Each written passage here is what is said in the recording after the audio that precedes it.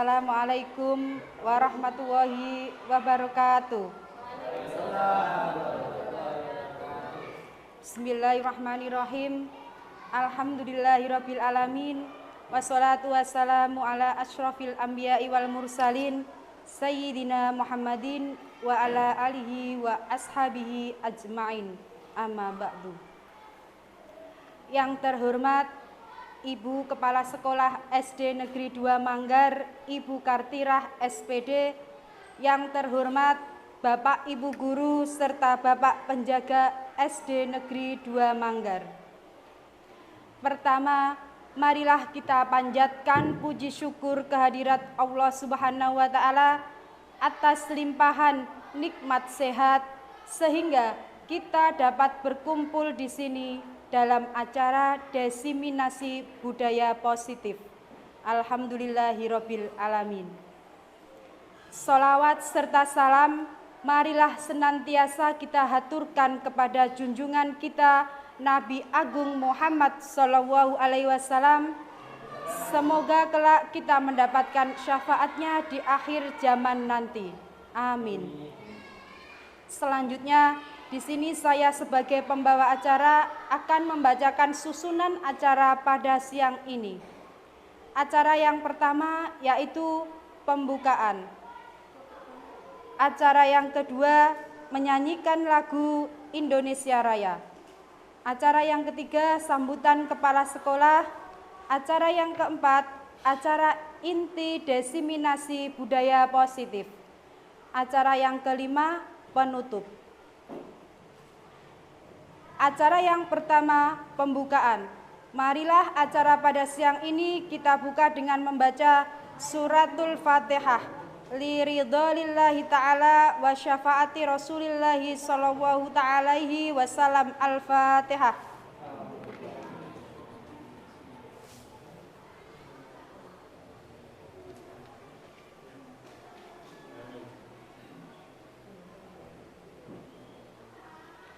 Terima kasih, mudah-mudahan dengan bacaan surat Al-Fatihah tadi serangkaian acara kita pada siang hari ini dapat berjalan dengan lancar tanpa ada suatu halangan apapun. Dilanjutkan dengan acara yang kedua yaitu menyanyikan lagu Indonesia Raya. Para hadirin dipersilahkan untuk berdiri.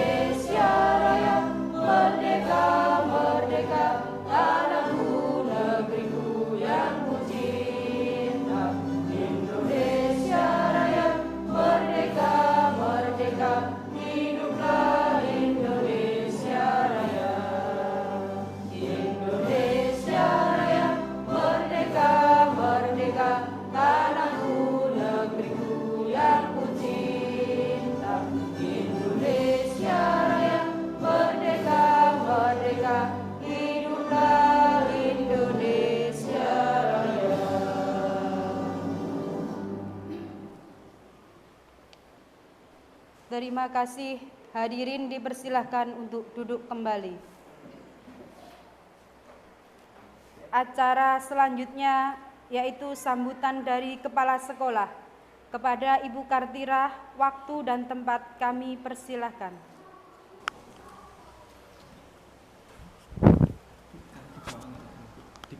Di bawah.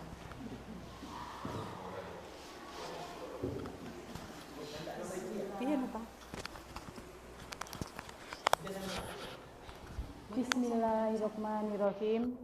Assalamualaikum warahmatullahi wabarakatuh. Alhamdulillahirabbil alamin. Wassalatu wassalamu ala asrofil anbiya wa mursalin sayyidina wa maulana Muhammadin amma ba'du. Yang kami hormati Bapak, Ibu, guru, dan Bapak penjaga SD Negeri 2 Manggar yang kami hormati.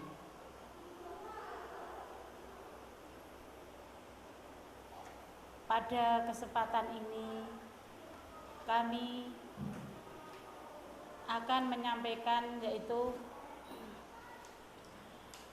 dengan acara yaitu diseminasi budaya positif yang akan disampaikan Pak Marom nanti. Alhamdulillahirabbil alamin, pada hari ini kita bisa berkumpul di ruangan ini dalam keadaan sehat walafiat. Semoga pelaksanaan diseminasi budaya positif nanti berjalan dengan lancar yang akan disampaikan Pak Marom. Terima kasih pada Bapak Ibu guru. Kami mengucapkan terima kasih yang sebesar-besarnya atas kerjasamanya dengan mendidik anak-anak kita yang dengan semangat. Semoga mendidik anak menjadi anak yang berguna bagi bangsa. Semoga kita semua diberi kesehatan dan kenikmatan oleh Allah Subhanahu wa Ta'ala. Sholawat serta salam kami haturkan kepada junjungan Nabi Muhammad SAW yang kita tunggu-tunggu syafaatnya di hari akhir nanti. Pada hari ini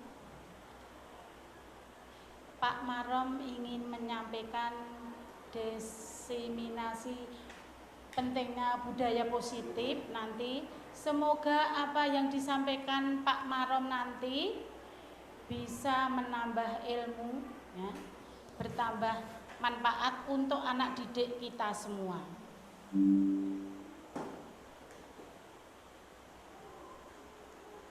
Untuk Bapak Ibu guru yang belum mendaftar guru penggerak, ya, ini ada informasi, ada pendaftaran guru penggerak angkatan 11 supaya Bapak Ibu segera mendaftar. Dengan adanya guru penggerak, supaya dengan tekad yang bulat Bapak Ibu guru tetap semangat.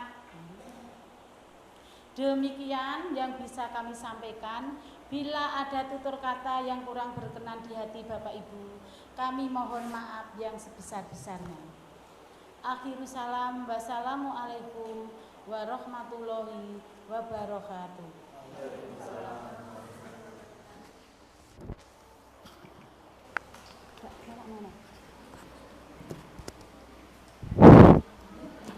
Terima kasih Ibu Kepala Sekolah atas sambutannya. Dilanjutkan dengan acara yang keempat, yaitu acara diseminasi budaya positif. Kepada Bapak M. Mujibul Marom, CGP Angkatan 9, waktu dan tempat kami persilahkan.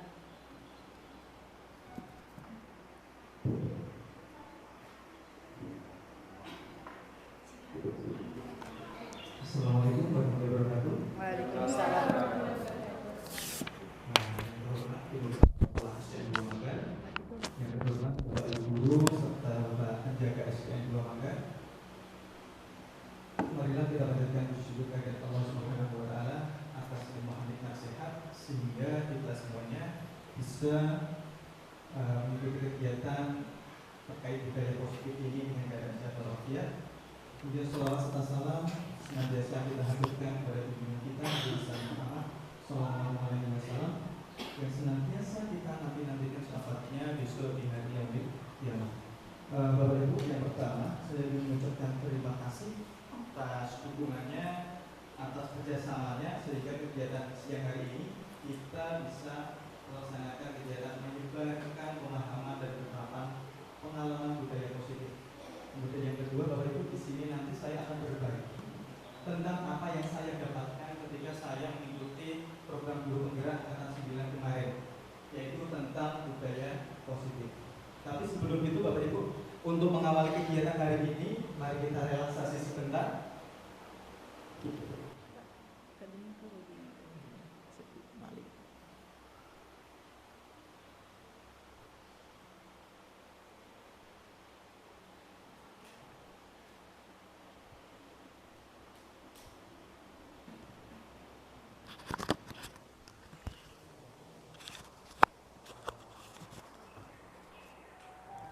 Baik Bapak Ibu, untuk mengawali kegiatan kita hari ini ya, mari kita relaksasi sebentar, merilekskan tubuh-tubuh kita.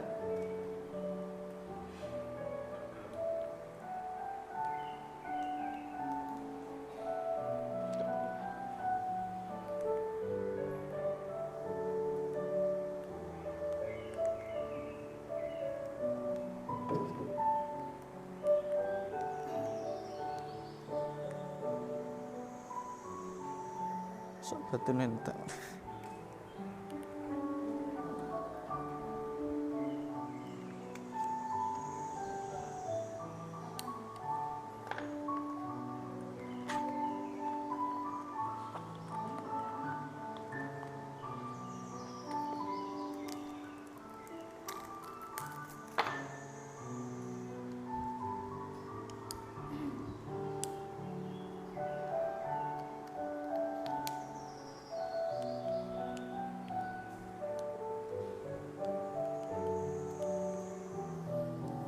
Oh, ini belum.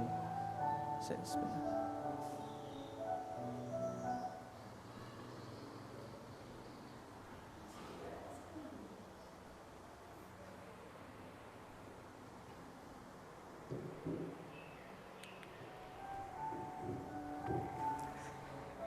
Maaf sebelumnya Bapak Ibu. Ya, selamat siang Bapak Ibu guru yang luar biasa. Hari-hari Anda penuh dengan tanggung jawab dan tuntutan yang tinggi. Namun saat ini Bapak Ibu, kita akan berfokus pada momen relaksasi yang sangat Anda butuhkan. Mulailah duduk dengan nyaman Bapak Ibu. Carilah posisi duduk yang paling nyaman Bapak Ibu guru.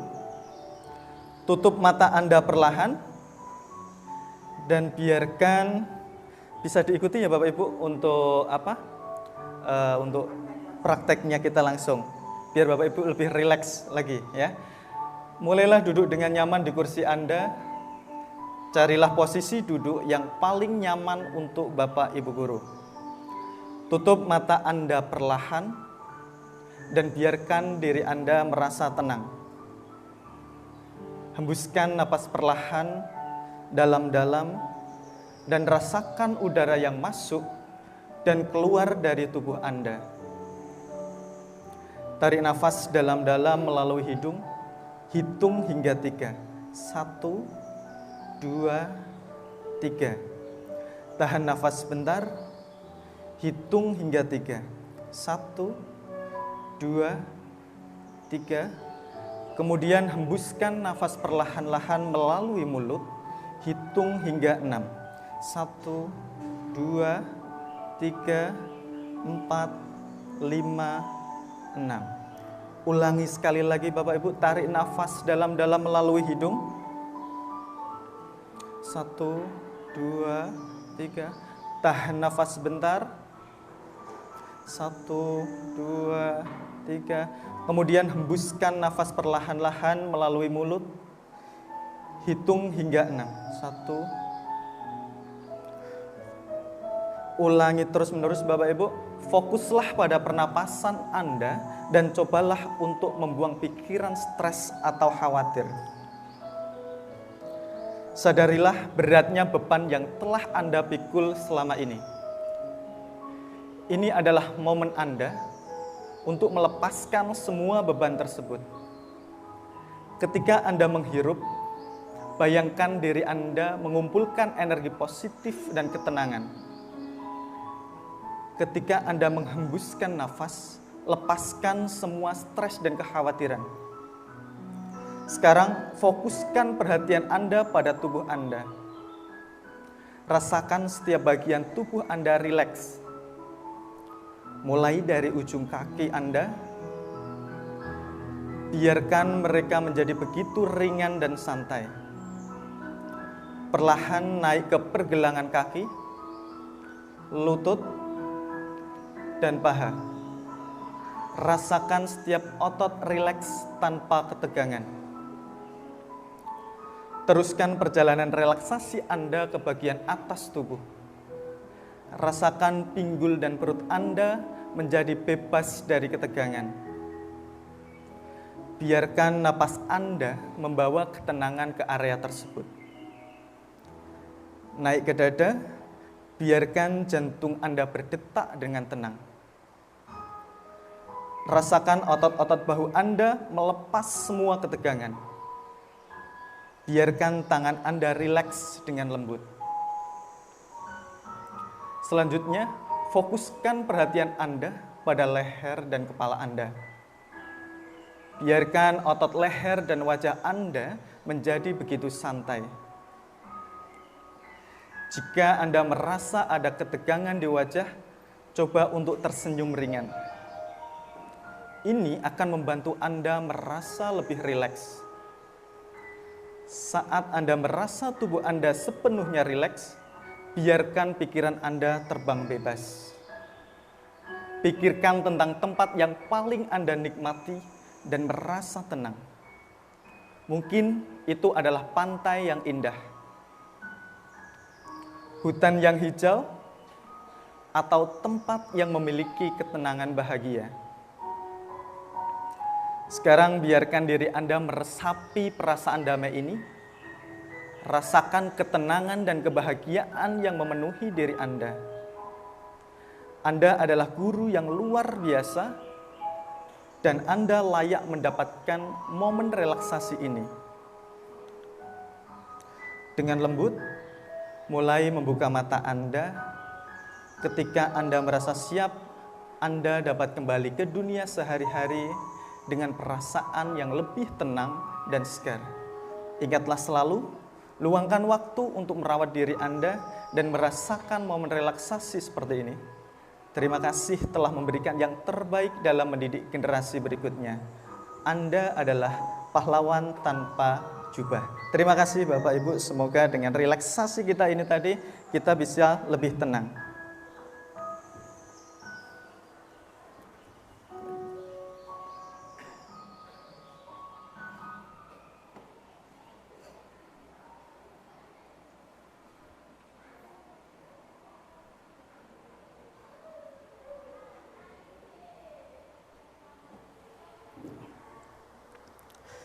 Bagaimana Bapak Ibu perasaannya? Sudah lebih tenang ya?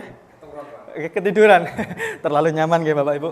Oke, saya di sini akan sedikit berbagi tentang apa yang saya dapatkan tentang budaya positif.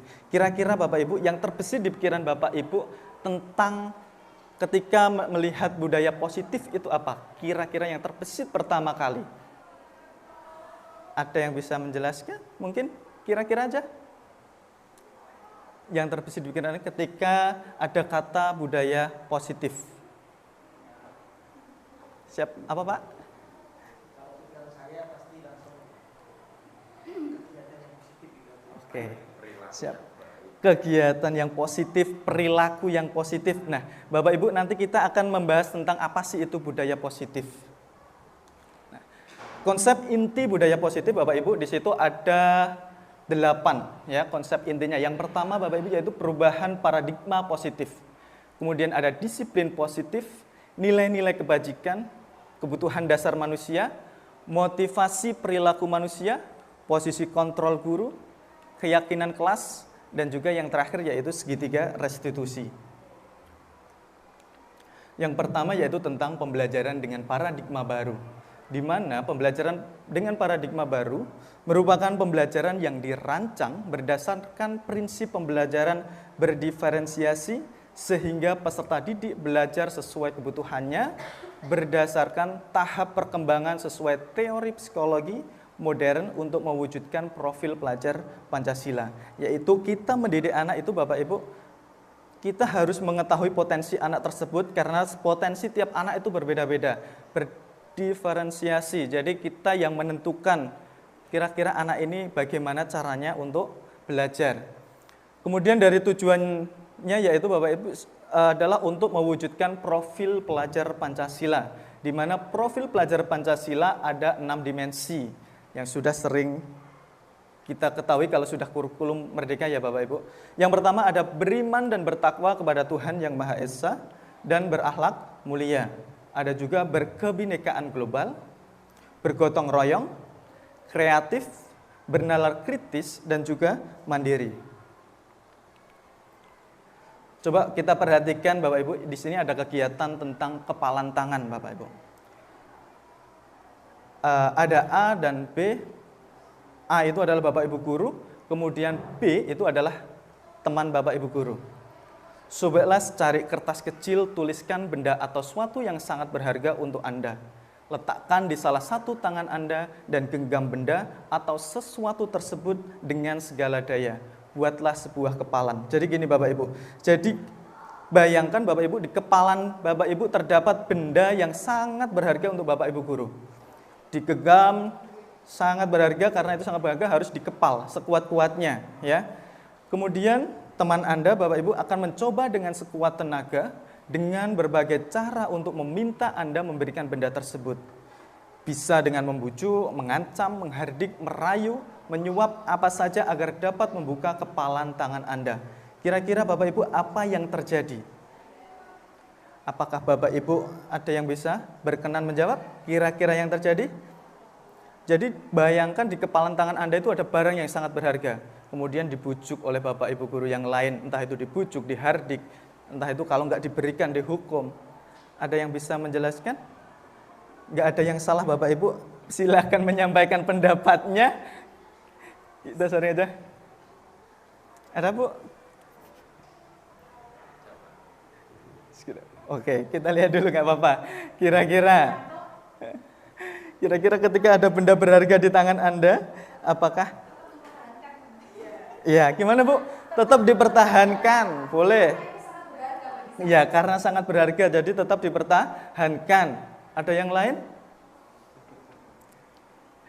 Oke, kita lanjutkan ya Bapak Ibu. Intinya Bapak Ibu, ketika kita punya benda yang berharga, yang bisa membuka kepalan itu siapa Bapak Ibu?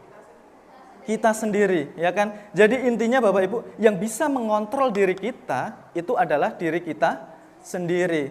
Jadi kita nggak bisa mengontrol murid kita Bapak Ibu. Yang bisa mengontrol diri murid itu adalah murid itu sendiri. Itu adalah kurang lebihnya seperti itu Bapak dari kegiatan berikut. Nah, jadi miskonsepsi tentang teori kontrol. Ilusi Bapak Ibu guru kalau kita bisa mengontrol murid.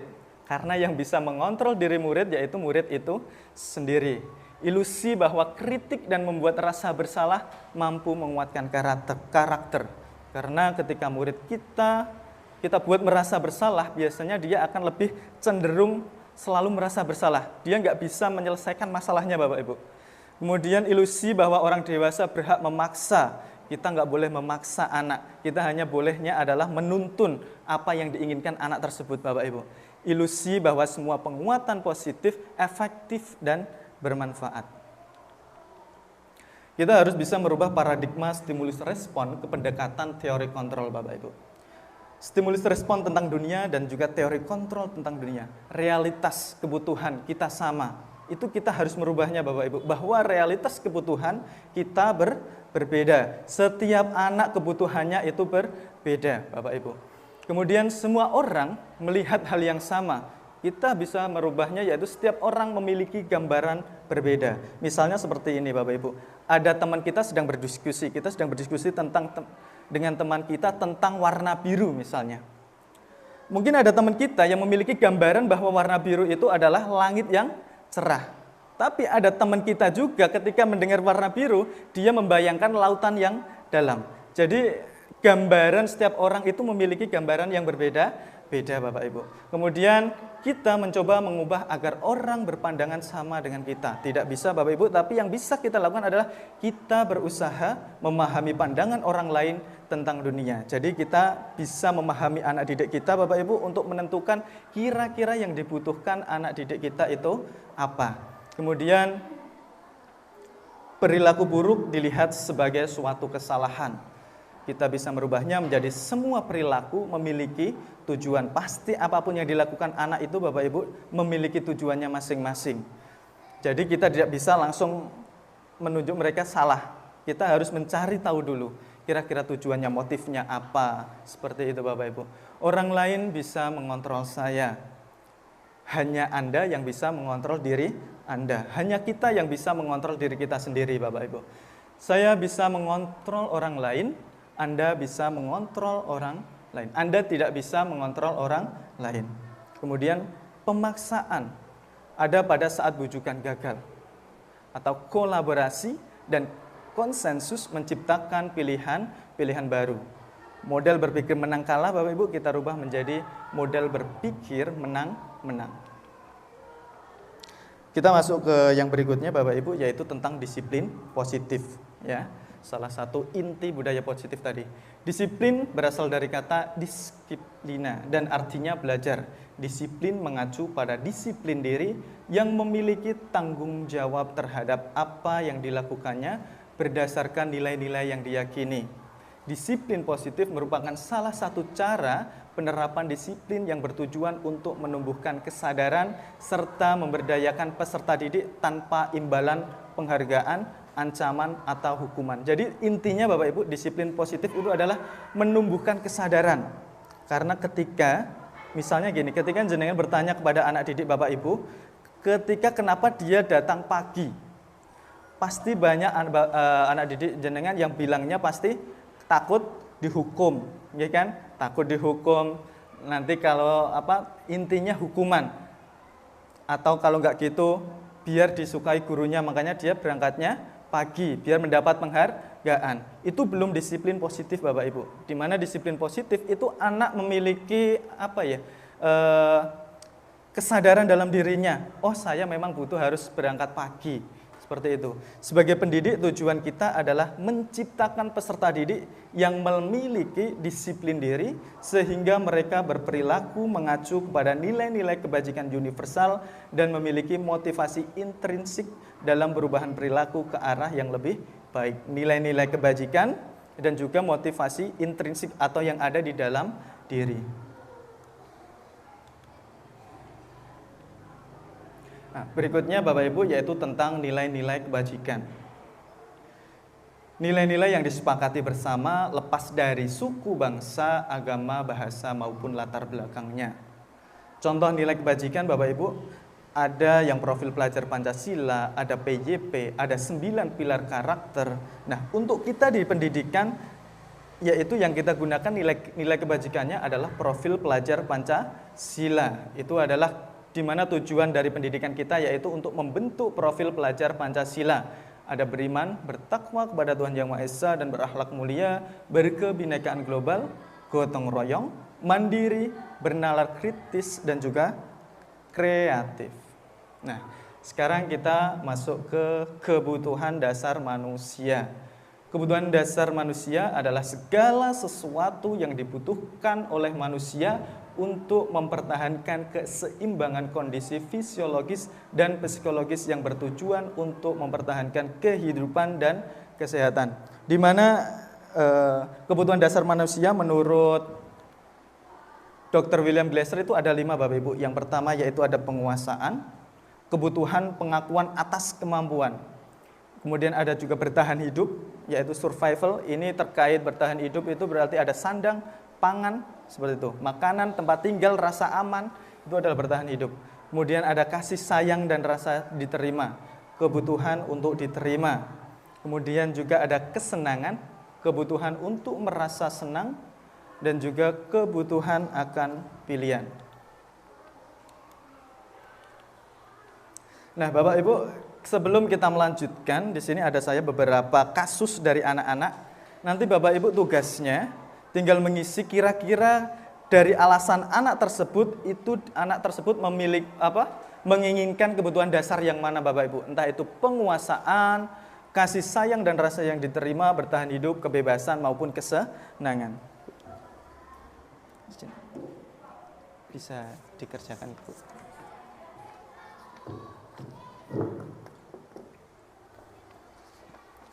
Maka Pak, bisa diisi untuk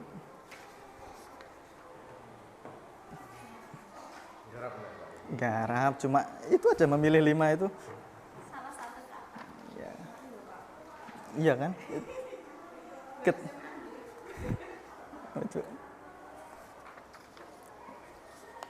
Pak Surya.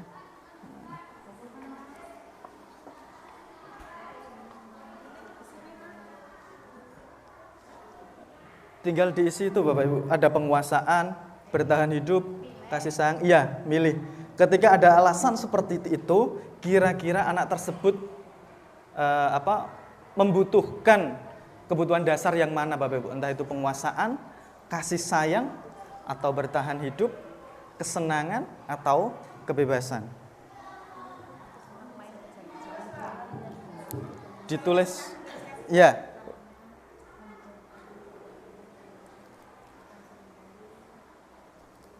Sebenarnya kan genono waktu Bu.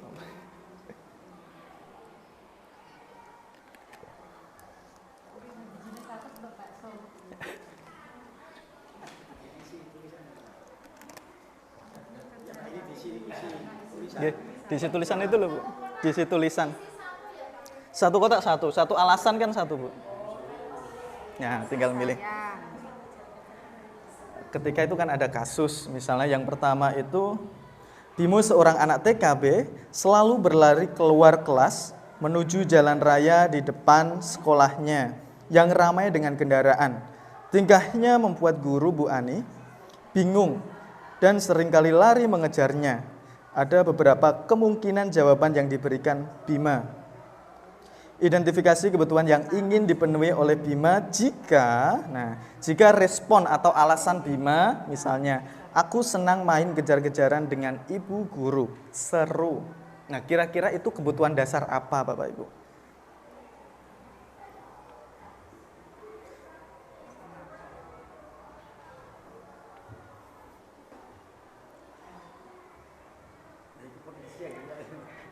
Ngerdisi aja. Ngerdisi nggak apa-apa Bu. Berapa menit Bu? Minimal itu 1 jam kan Bu. 11 lebih, setengah 12 ya? Loh, lagi setengah jam Bu.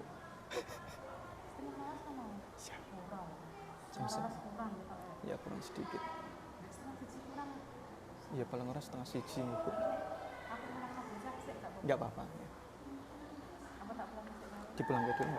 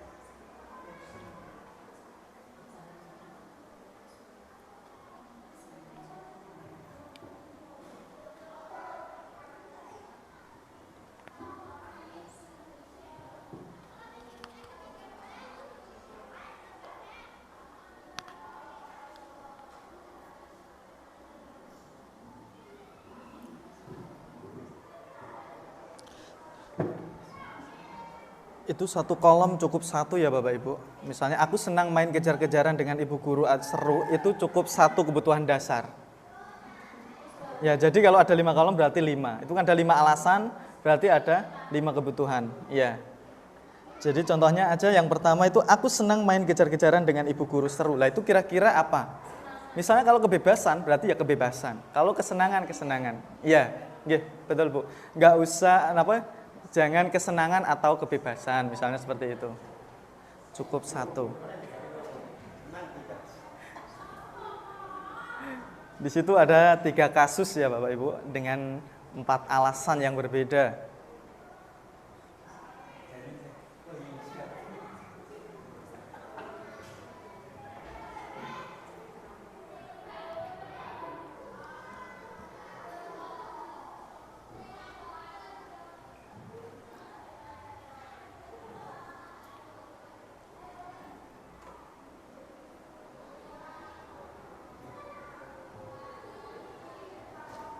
Mungkin yang biasanya agak samar itu antara kebebasan dan kesenangan.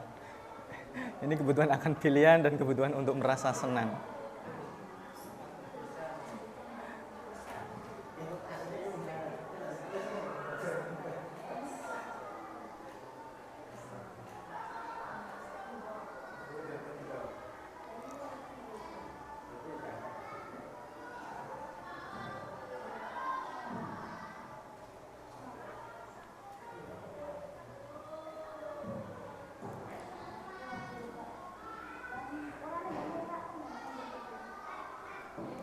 Sambil kita lanjutkan, ada yang berkenan untuk membacakan kasus yang pertama Bapak Ibu hasilnya? Sini loh Bu, maju nggak Bapak? Kelihatannya kan ada itu loh Bu. Nah.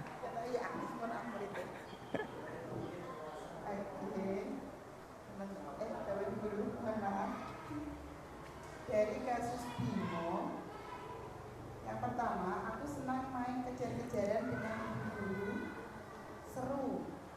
Menurut saya itu termasuk kesenangan. Ya. Teman-teman bagaimana? Ya. Saya termasuk kesenangan. Ya, nanti kita bisa lihat nanti Bu. Terus yang kedua, ibu kejar aku karena ibu guru sayang aku. Menurut saya kasih sayang dan rasa diterima. Aku hebat kan, bisa bikin ibu guru kejar aku. Penguasaan. Aku bosan belajar mewarnai terus di dalam kelas. Fitri. Kebebasan. Bu, kelas 6 bisa dipulangkan, kelas 6. Mungkin sing latihan lah monggo dipulangkan. Oke, terima kasih Bu Nadine. Oke. Yuk kita untuk kasus yang pertama kita lihat dulu Bapak Ibu, kira-kira apa yang diisi Bapak Ibu tadi sudah betul atau belum. Ini, Bimo seorang anak TKB selalu berlari keluar kelas menuju jalan raya di depan sekolahnya yang ramai dengan kendaraan. Tingkahnya membuat guru Bu Ani bingung dan seringkali lari mengejarnya. Ada beberapa kemungkinan jawaban yang diberikan Bimo. Identifikasi kebutuhan yang ingin dipenuhi oleh Bimo jika respon Bimo seperti berikut. Aku senang main kejar-kejaran dengan ibu guru seru. Bapak Ibu, itu termasuk kebutuhan, yaitu kebutuhan dasar manusia, kesenangan. Anak tersebut membutuhkan kesenangan Bapak Ibu. Kemudian yang kedua, kalau alasannya ibu kejar aku karena ibu guru sayang aku, yaitu cinta dan kasih sayang. Kemudian yang ketiga Bapak Ibu, aku hebat kan bisa bikin ibu guru kejar aku. Itu adalah penguasaan, ingin menguasai ya Bapak Ibu. Dan yang aku bosen belajar mewarnai terus di dalam kelas. Itu adalah kebebasan. Oke, terima kasih Ibu. Tepuk tangan untuk Bapak Ibu guru semuanya. Bapak Ibu guru yang hebat. Kemudian berikutnya Bapak Ibu. Ini yang kedua, ada yang mau membacakan Bapak Ibu untuk hasil yang kedua? Untuk kasus yang kedua? Monggo Bu.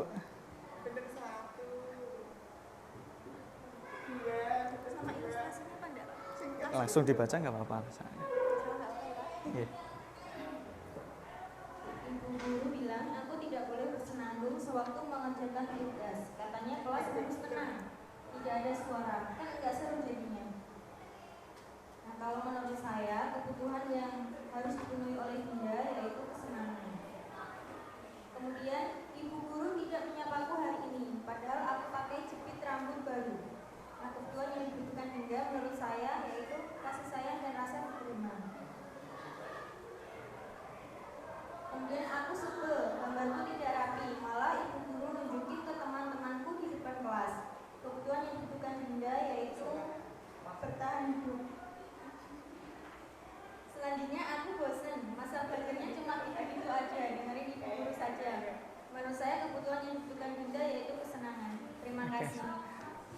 Terima kasih Bu. Mari kita lihat untuk kasus yang kedua Bapak Ibu.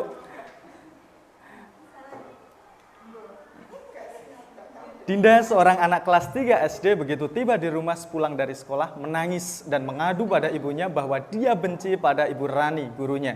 Menurut Anda, kebutuhan apa yang berusaha dipenuhi oleh Dinda jika jawabannya seperti berikut? Ibu guru bilang, aku tidak boleh bersenandung sewaktu mengerjakan tugas. Katanya kelas harus tenang, tidak ada suara. Kan nggak seru jadinya. Itu adalah tentang kesenangan Bapak Ibu. Ibu guru tidak menyapaku hari ini, padahal aku pakai jepit rambut baru, yaitu tentang cinta dan kasih sayang. Aku sebel gambarku tidak rapi, malah ibu guru nunjukin ke teman-temanku di depan kelas. Itu adalah penguasaan. Aku bosen, masa belajarnya cuma gitu-gitu aja, dengerin ibu guru aja, itu adalah kebebasan. Untuk bertahan hidup Bapak Ibu itu biasanya misalnya gini alasannya, saya mengambil jajan Andi Bu karena saya lapar. Nah itu adalah tentang bertahan hidup Bapak Ibu. Lebih ke sandang pakaian, makan itu untuk bertahan hidup. Ada yang ketiga Bapak Ibu untuk kasus yang ketiga?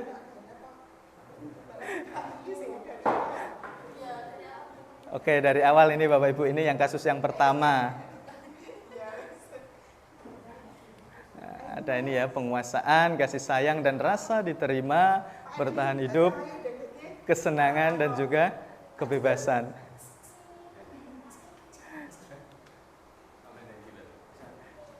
Ya, santai aja. Monggo Bu Catur dibacakan nggak apa-apa. Wes pun angger diisi gitu. Angger dijawab gitu aja. Nggak ada yang salah.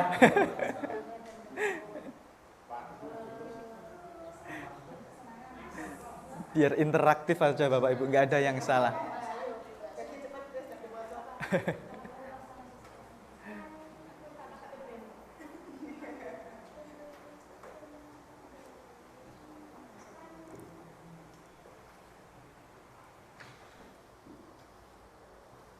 Menyetir mobil itu seru.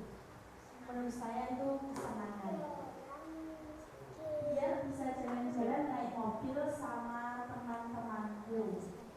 Itu kasih sayang dan rasa diterima. Aku merasa bangga dan keren. Penguasaan. Aku senang bisa pergi ke tempat-tempat yang aku suka, kesenangan. Oke. Terima kasih Bu. Mari kita lihat bersama-sama untuk hasilnya Bapak Ibu. Ya. Tahun ini Dimas genap berusia 17 tahun. Ia senang sekali ketika ayahnya mulai mengajarkan cara menyetir mobil. Setiap akhir pekan ia berlatih menyetir. Ia terlihat senang sekali berlatih sampai akhirnya ia bisa menyetir mobil dengan baik dan lancar. Ketika ibunya bertanya pada Dimas apa yang membuat dia ingin bisa menyetir mobil, ketika jawaban Dimas adalah seperti berikut, menyetir mobil itu seru, yaitu kesenangan Bapak Ibu. Kemudian biar bisa jalan-jalan naik mobil sama teman-temanku, yaitu cinta dan kasih sayang. Kemudian aku merasa bangga dan keren, yaitu penguasaan.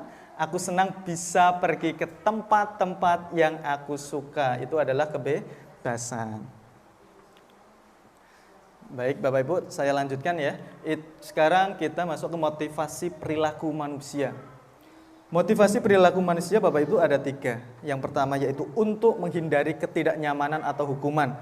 Biasanya yang sering ini Bapak Ibu, untuk menghindari ketidaknyamanan atau hukuman. Kemudian untuk mendapatkan imbalan, penghargaan dari orang lain. Yang ketiga yaitu untuk menjadi orang yang mereka inginkan dan menghargai diri sendiri dengan nilai-nilai yang mereka percaya.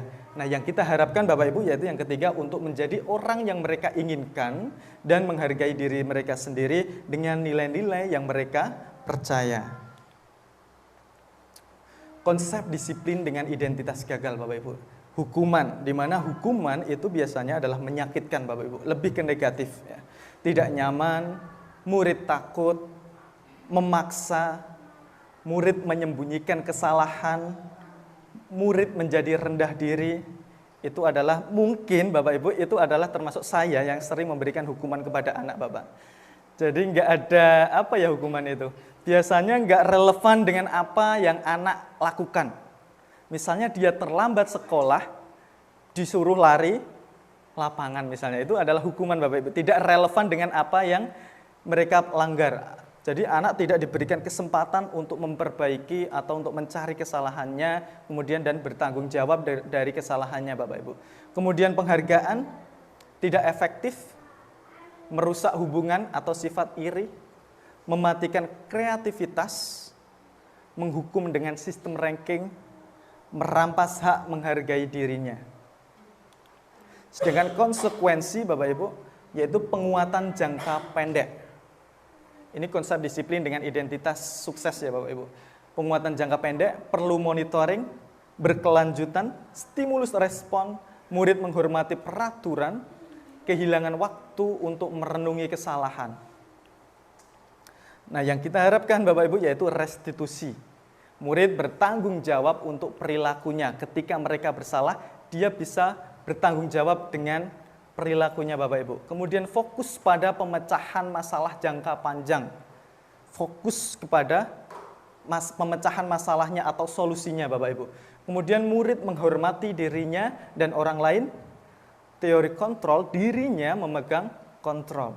Murid bersemangat memperbaiki kesalahan. Konsep disiplin pendekatan restitusi, ini yang kita harapkan Bapak Ibu. Ketika anak melakukan kesalahan, kita memiliki cara yaitu untuk menanamkan disiplin positif dengan restitusi Bapak Ibu, pendekatan restitusi, di mana pengertian restitusi itu sendiri proses menciptakan kondisi bagi murid untuk memperbaiki kesalahan mereka. Proses menciptakan kondisi bagi murid untuk memperbaiki kesalahan mereka, sehingga mereka bisa kembali pada kelompok mereka dengan karakter yang lebih kuat. Jadi ketika anak bersalah Bapak Ibu, dia bertanggung jawab bagaimana caranya dia bisa menyelesaikan masalahnya itu, kemudian dia bisa kembali ke teman-temannya tanpa merasa dikecilkan Bapak Ibu. Ciri-ciri restitusi yaitu bukan untuk menebus kesalahan Bapak Ibu, tapi namun untuk belajar dari kesalahan, memperbaiki hubungan. Ketika berkelahi dengan temannya, bagaimana caranya dia bisa baikan dengan temannya. Tawaran, kita menawarkan solusi kepada anak didik kita Bapak Ibu, bukan paksaan. Restitusi menuntun untuk melihat ke dalam diri. Restitusi mencari kebutuhan dasar yang mendasari tindakan. Restitusi diri adalah cara yang paling baik. Restitusi fokus pada karakter, bukan tindakan. Restitusi fokus pada solusi. Nah, ini Bapak Ibu, fokus pada solusi. Ini yang sering kita lupakan Bapak Ibu. Ketika anak melakukan kesalahan, identik kita biasanya langsung menyalahkan, kamu kenapa kok bisa seperti ini gitu. Tapi tidak bagaimana caranya ketika kita bisa mencari solusinya Bapak Ibu. Kemudian yang terakhir yaitu restitusi mengembalikan murid yang berbuat salah pada kelompoknya. Perbedaannya Bapak Ibu, contoh kasus siswa sering tidak mengerjakan PR. Kalau hukuman, guru menghukum siswa tersebut hormat bendera selama 10 menit. Nah ini Bapak Ibu, ini adalah hukuman. Dia tidak relevan dengan kesalahannya Bapak Ibu. Siswa sering tidak mengerjakan PR. Padahal seharusnya kita bisa menyuruhnya ketika istirahat kalian kerjakan, misalnya seperti itu. Intinya tidak relevan ya Bapak Ibu. Guru marah ketika ada siswa yang tidak mengerjakan, pasti marah ya Bapak Ibu. Seringnya pasti marah ya. Dan itu adalah membuat murid takut Bapak Ibu. Kalau konsekuensi, guru memberikan konsekuensi untuk mengerjakan PR-nya saat istirahat atau kerjakan sebanyak 3 kali lipat. Kalau konsekuensi itu biasanya relevan dengan apa yang kesalahan yang dilakukan Bapak Ibu. Guru tegas dan siswa menghormati peraturan. Kalau restitusi Bapak Ibu, guru menanyakan keyakinan kelas atau dirinya dan membantu siswa menyelesaikan masalah. Kalau konsekuensi Bapak Ibu, itu tidak menyelesaikan masalah terkadang tapi membuat rasa jera Bapak Ibu. Kalau untuk restitusi ini dicarikan solusinya. Misalnya kok ketika itu misalnya ada teman yang berantem, kemudian kancing bajunya itu terlepas Bapak Ibu. Nah itu solusinya bagaimana? Paling enggak bagaimana caranya kancing tersebut bisa menempel kembali Bapak Ibu. Entah itu bagaimana caranya si anak tersebut. Entah itu kita berikan penawaran mau dibawa ke tempat penjahit atau dijahit sendiri, minta tolong orang tua, itu kita berikan penawaran Bapak Ibu. Guru terbuka dan siswa menghormati dirinya dan orang lain. Selanjutnya yaitu 5 posisi kontrol restitusi Bapak Ibu. Yang pertama yaitu ada penghukum Bapak Ibu, kemudian pembuat rasa bersalah, kemudian ada teman, kemudian ada pemantau, dan ada juga manajer. Mari kita lihat perbedaannya Bapak Ibu. Kita perhatikan video berikut.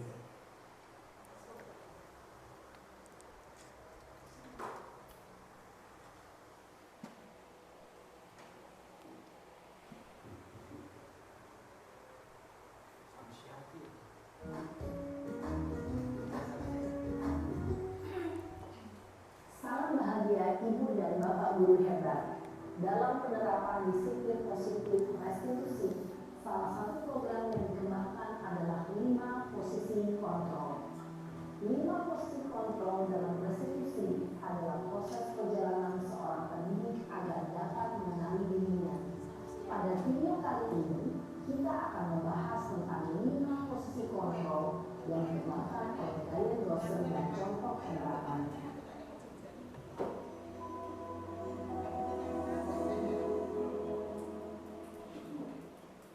5 posisi kontrol itu adalah 1. Posisi penghukum, 2. Posisi pembuat merasa bersalah, 3. Posisi teman, 4. Mari kita merefleksi Bapak Ibu, kira-kira kita berada di posisi kontrol yang mana Bapak Ibu? Posisi manajer. Untuk lebih memahami kelima posisi tersebut, mari kita saksikan kasus Naren yang terlambat hadir 20 menit di sekolah dan melihat bagaimana kelima posisi kontrol dalam menghadapi masalah tersebut.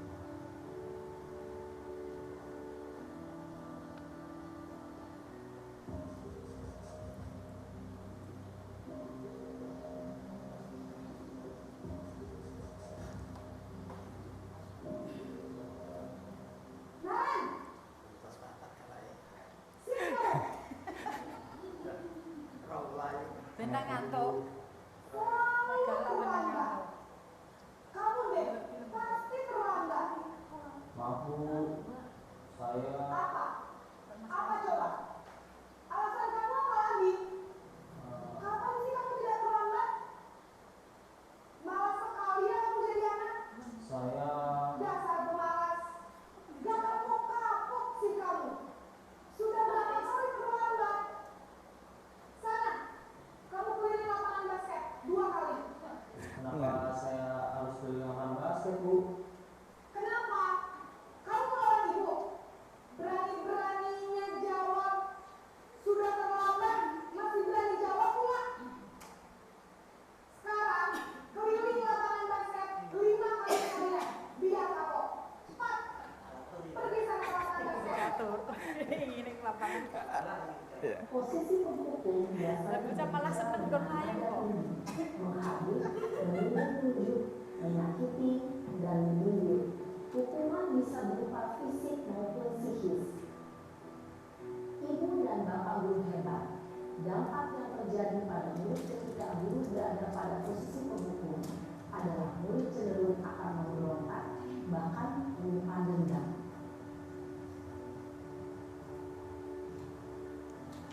Ini yang kedua Bapak Ibu, posisi membuat merasa bersalah.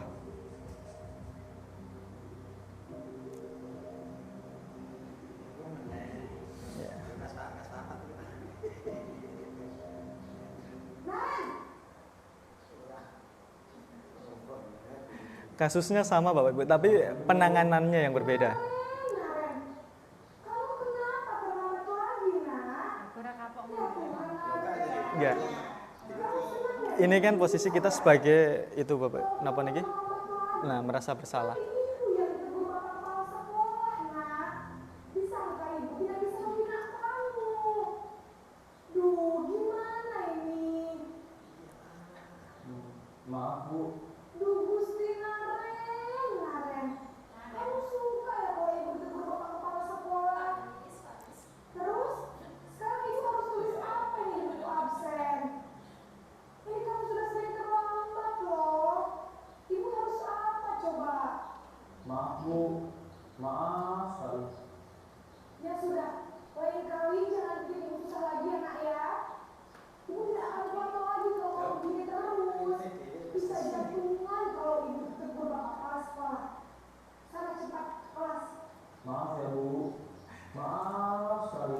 Anak merasa bersalah ya Bapak Ibu, menjadi merasa bersalah. Posisi pembuat rasa bersalah berbicara dengan nada tenang, cenderung lembut. Namun kata-kata yang diutarakan membuat murid merasa menjadi orang yang gagal, memandang buruk dirinya sendiri, merasa tidak berharga, dan tidak sanggup membahagiakan orang lain. Ketika guru mengambil posisi pembuat rasa bersalah, murid akan menganggap dirinya yang bersalah dan ia akan menyimpan emosi negatif tersebut di dalam dirinya.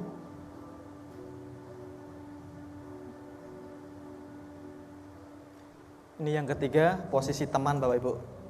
Bagaimana guru menerapkan dia sebagai temannya.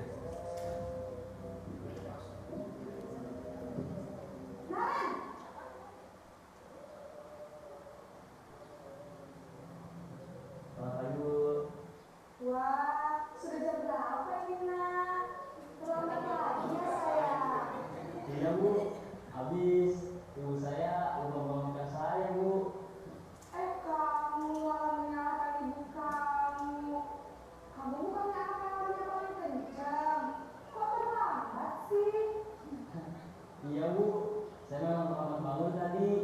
Jadi biarpun saya lari kencang, tetap gak kesenja Bu.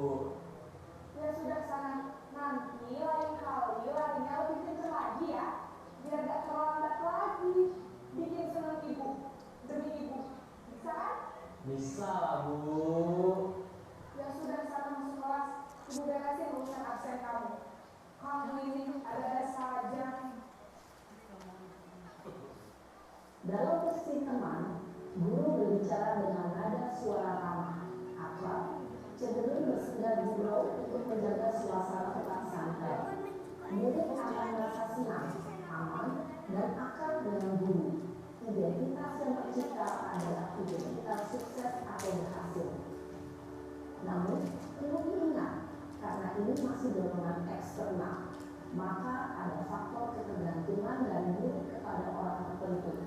Di sini guru absennya, sehingga di lain waktu murid bisa berperilaku baik, namun hanya kepada orang-orang tertentu saja. Posisi pemantau Bapak Ibu, ini yang posisi kontrol keempat.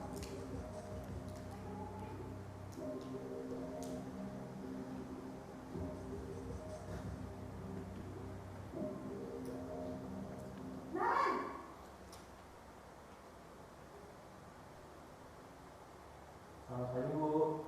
Nah, Ren, apa peraturan sekolah kita tentang jam berapa kita harus masuk sekolah, nak? Kita harus di sekolah jam 7 Bu. Iya, betul. Sekarang sudah jam 7.20. Kalian sudah tahu konsekuensinya jika terlambat hari? Paham Bu.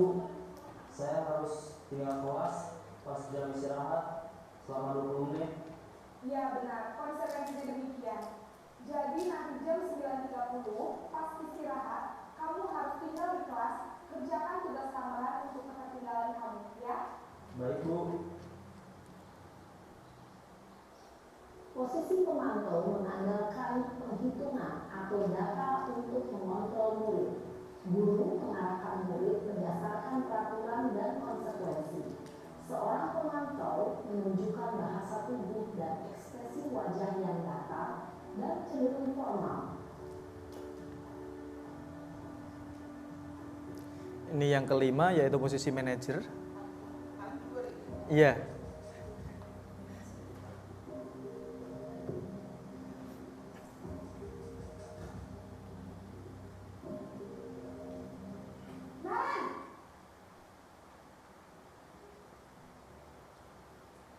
Selamat pagi Bu. Selamat pagi, Naren. Maaf Bu, saya terlambat. Iya, sekolah masuknya jam 7, sekarang sudah jam 7.20. Jadi sekarang bagaimana ini, Naren? Maaf Bu, saya lupa alarm saya semalam. Baiklah, menurut kamu, keyakinan sekolah yang mana yang perlu kamu tingkatkan? Menghargai diri sendiri dan orang lain mungkin ya Bu. Setuju. Jadi, apakah Naren meyakini prinsip saling menghormati tersebut? Iya Bu, saya meyakininya. Apakah Naren bersedia memperbaiki masalah keterlambatan ini? Bersedia Bu. Bagaimana kamu akan perbaiki masalah keterlambatan ini? Saya akan coba untuk tidak lupa menyetel alarm saya, Bu. Baik, kalau kalian lupa menyetel alarm di rumah, ada orang yang kira-kira bisa bantu mengingatkan tidak? Ada, Bu. Kakak saya, Kak Emma.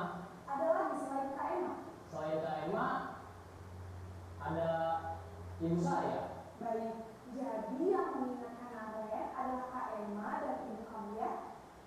Kira-kira akan mulai setel alarm kapan, Naren? Setelah pulang sekolah, akan segera saya lakukan. Baik, jadi Naren akan setel alarm untuk bangun besok pagi dan akan diingatkan oleh kakak dan ibunda Naren ya? Ada lagi yang mungkin perlu dilakukan, Naren? Agar tidak terlambat bangun lagi. Tidak ada, Bu.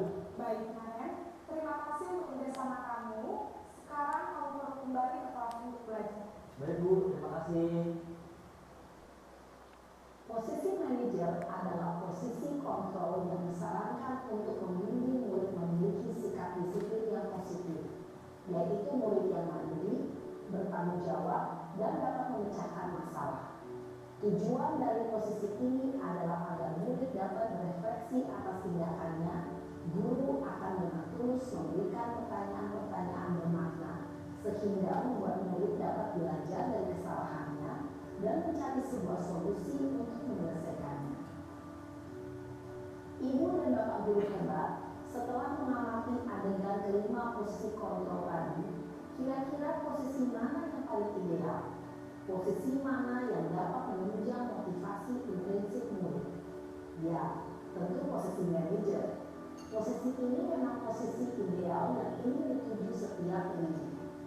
Pada posisi inilah, guru dapat menerapkan disiplin positif yang berpihak pada murid, yang memerdekakan murid. Perjalanan seorang pendidik tentunya tidak mudah untuk sampai pada posisi seorang manajer. Namun, tujuan kita pasti, yaitu menciptakan murid-murid yang mandiri, merdeka, dan bertanggung jawab.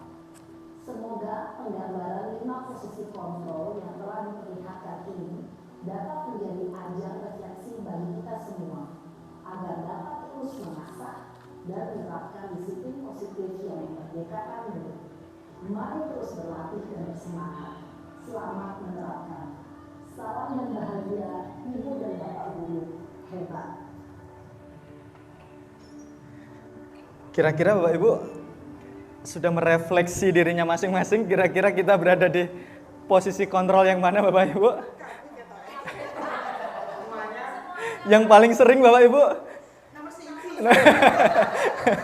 Ya mungkin kedepannya kita semuanya nanti Bapak Ibu guru bisa menerapkan posisi kontrol yang ideal yaitu Bapak Ibu, yaitu posisi kontrol manager, di mana anak-anak diberi kesempatan, kita gali apa sih kira-kira yang menyebabkan anak tersebut, terus kita tawarkan solusinya bagaimana sehingga agar anak tidak melakukan kesalahan itu lagi Bapak Ibu, sehingga muncul keyakinan dalam diri, kesadaran dalam diri Bapak Ibu. Nah, ini contoh penerapan 5 posisi kontrol tadi Bapak. Kalau penghukum biasanya patuhi aturan sekolah lalu berdiri di depan barisan. Kalau pemantau, kamu sudah melanggar apa peraturan dan konsekuensinya. Nah, biasanya seperti itu. Kalau teman, ayolah yang tertib, buat Bu Guru bangga. Kali ini tidak ada apa-apa, kamu salah. Kalau membuat rasa bersalah, berapa kali Bu Guru harus memberitahu kamu, Bu Guru kecewa sama kamu. Anak jadi semakin merasa bersalah Bapak Ibu. Dan yang paling ideal yaitu adalah, apakah kamu tahu kesalahanmu? Kita tanya dulu, kira-kira bagaimana kamu akan memperbaiki kesalahannya. Nah, tadi kita untuk ideal itu adalah menumbuhkan keyakinan kelas Bapak Ibu. Mengapa keyakinan kelas? Mengapa tidak peraturan kelas saja? Yang sering kita buat Bapak Ibu adalah tentang peraturan kelas, ya kan? Nah, ini ada mengapa kita memiliki peraturan tentang penggunaan helm pada saat mengendarai kendaraan roda 2 atau motor Bapak Ibu. Kira-kira apa Bapak Ibu? Mengapa kita memiliki peraturan tentang penggunaan helm pada saat mengendarai kendaraan roda 2 atau motor? Kira-kira apa Bapak Ibu? Melindungi kepala. Berarti intinya adalah apa Bapak? Keselamatan ya Bapak Ibu. Ya, keselamatan. Terus yang kedua Bapak Ibu, mengapa kita memiliki peraturan tentang penggunaan masker dan mencuci tangan setiap saat Bapak Ibu? Mengapa ada peraturan?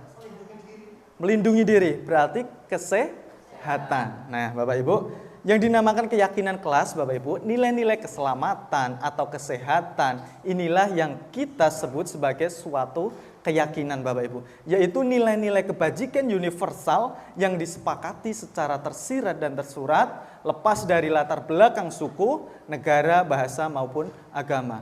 Kalau apa itu Bapak Ibu, untuk keyakinan kelas itu biasanya ciri-cirinya Bapak Ibu bisa diterapkan di kelas-kelas manapun Bapak Ibu, bisa diterapkan di sekolahan, karena itu adalah nilai-nilai kebajikan universal. Kalau peraturan kelas itu hanya bisa diterapkan di kelas tersebut Bapak Ibu, bedanya di situ. Bagaimana pembentukan keyakinan kelas Bapak Ibu? Biasanya keyakinan kelas itu lebih abstrak daripada peraturan. Lebih luas Bapak Ibu, lebih universal. Sedikit saja, lebih sedikit biar mudah diingat, berupa pernyataan universal dapat diterapkan di kelas, bersedia meninjau kembali keyakinan kelas dari waktu ke waktu, dibuat dalam bentuk positif. Semua warga kelas hendaknya ikut berkontribusi dalam pembuatan keyakinan kelas.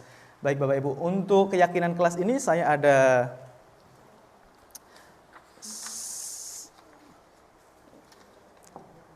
soal Bapak Ibu. Mungkin ini ada beberapa peraturan yang sering kita dengar. Kita akan mencari tahu nilai kebajikan yang dituju Bapak Ibu. Kira-kira nilai keyakinannya apa Bapak Ibu?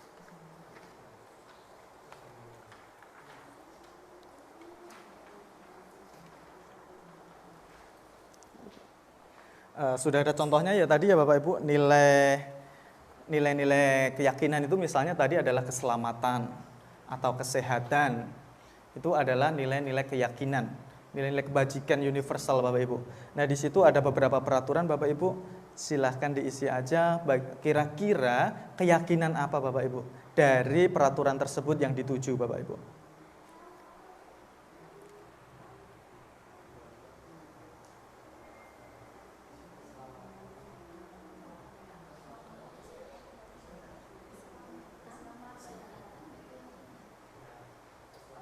Ada keselamatan, kesehatan, saling menghargai, saling menghormati, itu juga termasuk keyakinan Bapak Ibu.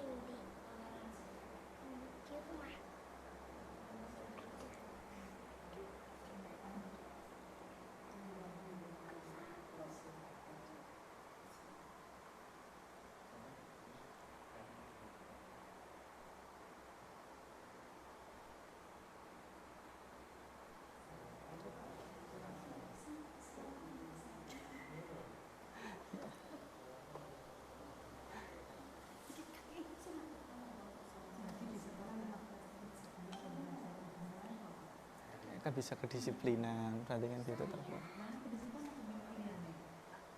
Bisa Bapak Ibu, ada kedisiplinan, bereng itu juga ada. Itu kan nilai-nilai kebajikan universal, nilai-nilai baik universal yang bisa diterapkan Bapak Ibu. Bisa, nanti kita lihat Bapak Ibu.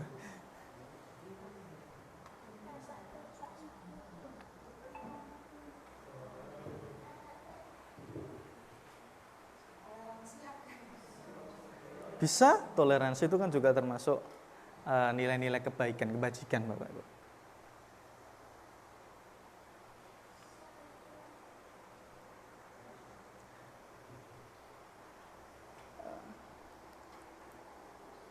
Sudah Bapak Ibu, mari kita lihat. Kita lihat kira-kira sudah tepat apa belum dari yang tadi Bapak Ibu kerjakan. Nah, ini Bapak Ibu, peraturan dan nilai kebajikan yang dituju. Kembalikan barang ke tempatnya. Itu adalah tanggung jawab Bapak Ibu. Ketika kita habis meminjam barang, kita harus mengembalikan ke tempatnya. Nilai kebaikan yang dituju yaitu adalah tanggung jawab Bapak Ibu.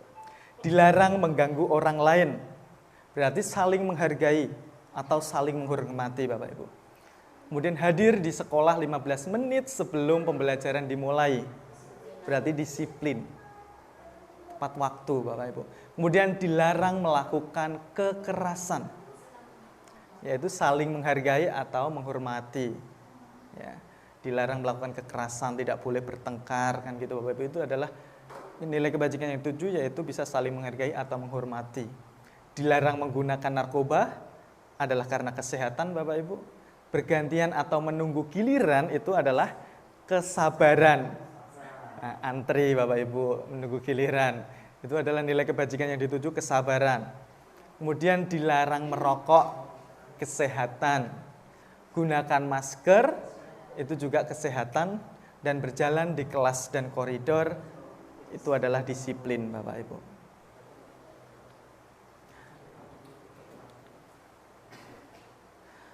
Ini adalah kegiatan ketika saya menerapkan membuat keyakinan kelas Bapak Ibu di kelas. Itu yang pertama, kita tentunya berdiskusi tentang peraturan. Kita bisa berdiskusi dengan anak didik kita terlebih dahulu Bapak Ibu. Kira-kira peraturan apa saja yang ada di kelas kita? Misalnya, tidak boleh membuang sampah sembarangan. Setelah peraturannya itu tadi di list, kemudian dari peraturan itu tadi kita rubah menjadi kalimat positif Bapak Ibu. Misalnya tadi tidak boleh membuang sampah sembarangan, kita rubah menjadi kalimat positif.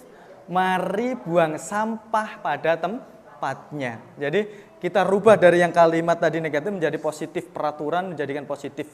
Kemudian setelah itu Bapak Ibu kita tentukan keyakinan kelasnya. Berarti seperti tadi, mari kita membuang sampah pada tempatnya adalah apa Bapak Ibu?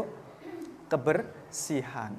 Misalnya seperti itu. Berarti tinggal kita buat keyakinan kelasnya adalah kebersihan. Untuk menjaga kebersihan. Iya.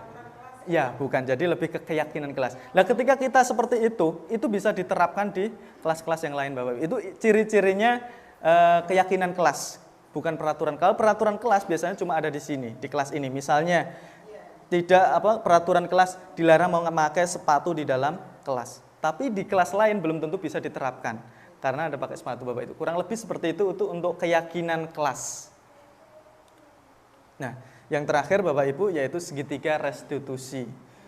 Ini yang kita harapkan Bapak Ibu ketika anak melakukan kesalahan.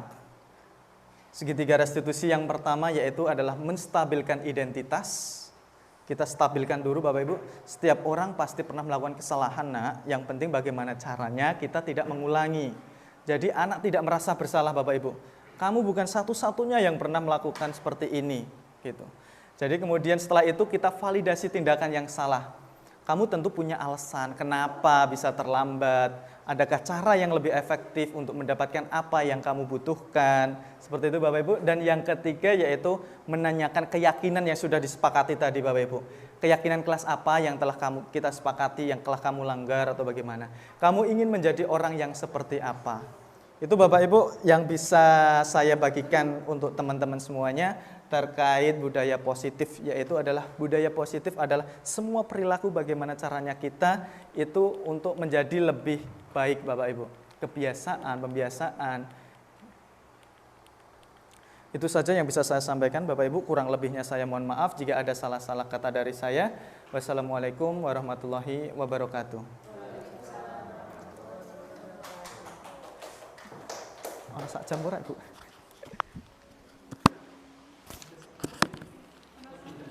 Terima kasih, semoga informasi yang disampaikan Bapak Mujibul Marom bermanfaat untuk kita semua. Amin. Acara yang terakhir yaitu acara penutup. Sebelum kita memasuki acara yang terakhir, perkenankanlah saya di sini mengucapkan terima kasih atas partisipasi Bapak Ibu, dan apabila saya dalam membawakan acara terdapat kesalahan, saya mohon maaf yang sebesar-besarnya.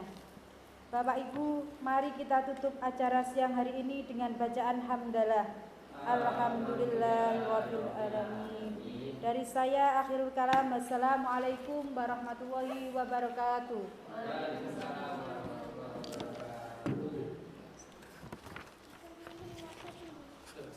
Sudah, makasih Bapak Ibu. Ngantuk deh.